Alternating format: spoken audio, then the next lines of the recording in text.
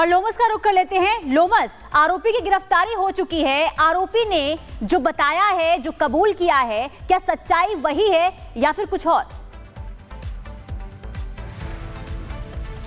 देखिए, ये कहना गलत नहीं होगा। जो आरोपी ने कहानी बताई है उस पर भी भरोसा किया जा सकता है, लेकिन क्योंकि पुलिस पूरे मामले की जांच कर रही है, अब आरोपी भले ही पकड़ा गया हो, लेकिन एक परिवार जो आरोप लगा रहा है कि क्या आरोपी जो सच्चाई बोल रहा है वो उसमें उतनी सच्चाई है, क्योंकि परिवार ये कह रहा है कि उनकी बेटी काफी हंसमुख थी, लोगों की मदद करती थी, लोगों को कई बार पैसों की भी मदद उसके द्वारा की गई है, और जब लोगों से उसने अपने खुद के पैसे मांगे तो लोगों ने पैसे देने से इनकार कर दिया और कई बार लोग पैसे उसके लेकर भाग भी जाते थे। अब देखने वाली बात होगी, पुलिस पूरे मामले की जांच कर रही है और साथ ही अभी पुलिस की जो प्रेस कॉन्फ्रेंस 3 बजे होनी है उसमें सारी बातों का खुलासा हो जाएगा। लेकिन परिवार चीख चीख के ये कह रहा है कि मेरी बेटी को मारने वाले की सख्त से सख्त सजा मिलनी चाहिए, और साथ में परिवार का यह भी कहना है कि मेरी बेटी काफी लोगों के लिए मददगार भी थी और इसी कारण से कई लोग उसके पैसे लेके भाग जाते थे और कई बार उसको तगादा करना पड़ता था। अब जो आरोपी अपनी थ्योरी दे रहा है उस पर कितनी सच्चाई है, क्योंकि पुलिस पूरे मामले की जांच कर रही है। पुलिस ने बताया कि हमने इस आरोपी को तब पकड़ा है जबकि दोनों ही हिमानी की लोकेशन और इस आरोपी की लोकेशन सेम थी, और उसी के बाद इस आरोपी को पकड़ा गया है। और आपको यह भी बता दें कि तमाम जितने भी सोशल मीडिया अकाउंट्स थे हिमानी के, वो पुलिस ने जांचे, और साथ ही जो पूरे एरिया के घर के आसपास के सीसीटीवी फुटेज थे वो भी पुलिस के द्वारा जांच किए गए, तब जाकर के इस आरोपी को पकड़ा गया। हालांकि अब देखने वाली बात होगी जब प्रेस कॉन्फ्रेंस होगी तो पुलिस के द्वारा जो नई थ्योरी क्या निकल के सामने आती है। बिल्कुल लोमस, क्योंकि यहाँ पर बहुत सारी बातें हिमानी की मां कह रही हैं, उनके भाई कह रहे हैं, और बहुत सारी ऐसी बातें हैं जो अभी भी सामने आना बाकी है। फिलहाल जानकारी देने के लिए बहुत बहुत धन्यवाद। और चलिए बढ़ते आगे और बात करते हैं सनातन की, और सनातन को लेकर के जिस तरह से आपने कई बार अक्सर नेताओं को सनातन धर्म के खिलाफ विवादित टिप्पणी करते सुना होगा। एक समय तो वो भी था जब सनातन धर्म को डेंगू मलेरिया की तरह बता दिया गया था। राहुल गांधी ने तो खुलेआम शक्ति को खत्म करने की बात कही थी, लेकिन असम के मुख्यमंत्री हिमंता बिस्वा शर्मा का कहना है कि सनातन का बुरा चाहने वाले मिट जाएंगे लेकिन सनातन खत्म नहीं होगा।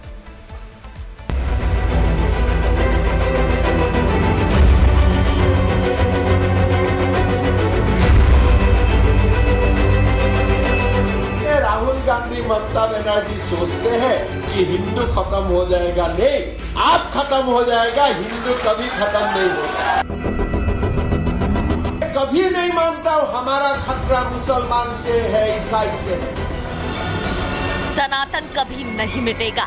हिंदू धर्म की जड़ों को कोई हिला तक नहीं पाएगा। सनातन विरोधियों को ये जवाब दे रहे हैं असम के मुख्यमंत्री हिमंता बिस्वा शर्मा। ममता बनर्जी और कांग्रेस सांसद राहुल गांधी को आईना दिखा रहे हैं, जिन पर अक्सर सनातन धर्म के खिलाफ उल जलूल बयान देने का आरोप लगता है। हिमंता बिस्वा शर्मा कह रही हैं कि औरंगजेब की तरह ख्वाब मत पालो। औरंगजेब ने भी सपना देखा था कि वो हिंदू धर्म को मिटा देगा, पूरे भारत में इस्लाम फैला देगा, लेकिन जैसे औरंगजेब मिट गया वैसे ही वो लोग भी मिट जाएंगे जो सनातन धर्म से नफरत करते हैं। औरंगजेब जो हिंदू धर्म को पौन लिए थे कि मैं हिंदू धर्म को खत्म कर दूंगा, हिंदू खत्म नहीं हुए, औरंगजेब खुद खत्म होगी। अगर कहीं में राहुल गांधी, ममता बनर्जी सोचते हैं कि हिंदू खत्म हो जाएगा, नहीं, आप खत्म हो जाएगा, हिंदू कभी खत्म नहीं होगा।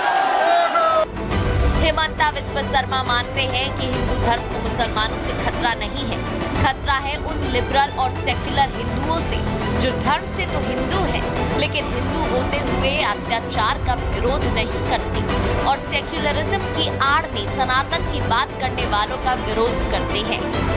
मैं कभी नहीं मानता हूं हमारा खतरा मुसलमान से है, ईसाई से है। हमारा खतरा अपने आप से। हिंदू के लिए सबसे जो खतरा मैं मानता हूं, हमारे लेफ्ट और लिबरल लोग ही हमारे समाज का सबसे खतरा है। हिमंता बिस्वा शर्मा ने एक पुरस्कार समारोह कार्यक्रम को संबोधित करते हुए हिंदू धर्म का विरोध करने वालों को आईना दिखाया, राहुल गांधी और ममता बनर्जी पर निशाना साधा। लेकिन जब से हिमंता बिस्वा शर्मा का ये बयान सामने आया है, उनके कुछ विरोधियों में खलबली जरूर मची होगी। कुछ लिबरल और सेक्युलर हिंदू उनके इस बयान को पचा नहीं पा रहे होंगे, तो कांग्रेस पार्टी के लोग भी उनके बयान से जरूर भड़के होंगे। Bureau report, Republic Bharat. और अब बात करते हैं ब्रिज की होली की, जो दुनिया भर में मशहूर है। पूरी दुनिया ब्रिज की होली की दीवानी है और ये ब्रिज में जो होली का त्योहार है वो 40 दिनों तक चलता है, ये सभी जानते हैं। लेकिन कुछ लोग ऐसे भी हैं जो होली के रंग में भंग डालने का काम कर रहे हैं, इसका प्रयास कर रहे हैं। हालांकि इस बीच हैरानी की बात यह है कि जो लोग माहौल को खराब करने का प्रयास करते दिखाई देते हैं वही धार्मिक सौहार्द का पाठ पढ़ा रहे हैं। रिपोर्ट दिखाते हैं आपको स्पेशल।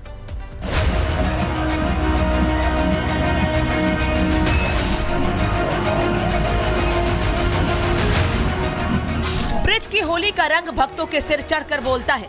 पूरी दुनिया के लोग कान्हा संग होली खेलने मथुरा वृंदावन पहुंचते हैं, लेकिन इस बार ब्रिज की होली में सियासी भंग पड़ता दिखाई दे रहा है। इस बार ब्रिज की होली से मुसलमानों को दूर रखने की मांग हो रही है। हमारे होली जैसे पवित्र त्योहार पर मुसलमानों की दुकानें नहीं लगनी चाहिए, क्योंकि ये लोग हमारे होली के त्योहार में हमारे होली के पवित्र जो रंग होते हैं उनमें जहर मिला सकते हैं, कांच के टुकड़े मिला सकते हैं, उनमें मिलावट कर सकते हैं, मिठाइयों में थूक सकते हैं। तो ऐसे लोगों को हमारे त्योहार से दूर रखा जाए। होली पर ब्रिज में मुसलमानों की एंट्री का विरोध सिर्फ श्री कृष्ण जन्मभूमि का मुकदमा लड़ रहे दिनेश फलाहारी ही नहीं कर रहे। इस विरोध में हिंदू धर्मगुरु और हिंदू संगठनों के नेता भी साथ हैं। हिंदू पक्ष जहां उपद्रवियों की करतूतें गिनवाकर मुसलमानों की एंट्री का विरोध कर रहे हैं, तो वहीं मुस्लिम मौलाना इस फैसले को असंवैधानिक करार देते हुए सामाजिक सौहार्द की दुहाई दे रहे हैं। और वो लोग जो कि होली का विरोध करते हैं, होली पर हिंदुओं पर हमला करते हैं, उनको आखिरकार होली के रंग गुलाल बेचने का क्या अधिकार है? उसका अगर बहिष्कार की बात करते हैं तो उनको मिर्ची लग जाती है। क्यों भाई? ये जो कट्टरपंथी मानसिकता है इस्लाम के मानने वालों की, चंद लोग जो है वो पूरे इस्लाम को बर्बाद करने पर तुले हुए हैं। इस तरह की धमकी देने वाले लोग ये मानसिक रोगी हैं, जहनी तौर पर बीमार हैं। किसी के त्योहार पर इस तरह धमकी देना, उनको उनके धर्म के अकॉर्डिंग त्योहार न मनाने देना, ये बीमारी हो सकती है। इस्लाम का इसका कोई लेना देना नहीं। बहरहाल महाकुंभ मेले के बाद अब वृंदावन और मथुरा में होली पर मुस्लिमों की एंट्री को लेकर बवाल बढ़ गया है। इस गर्मागर्म बहस में हिंदू धर्मगुरु और मुल्ला मौलवी तो आमने सामने हैं ही, सियासी नेता भी अपनी सियासत चमकाने में लग गए हैं, जिसने हिंदू धर्मावलंबियों को और भी भड़का दिया है। हिंदुओं का दो टूक कहना है कि जब मुसलमान हिंदुओं का सम्मान ही नहीं करते तो आखिर वो क्यों हिंदू पर्व त्योहार पर आस्था का व्यापार करके जेबें भरना चाहते हैं। Bureau report, Republic Bharat.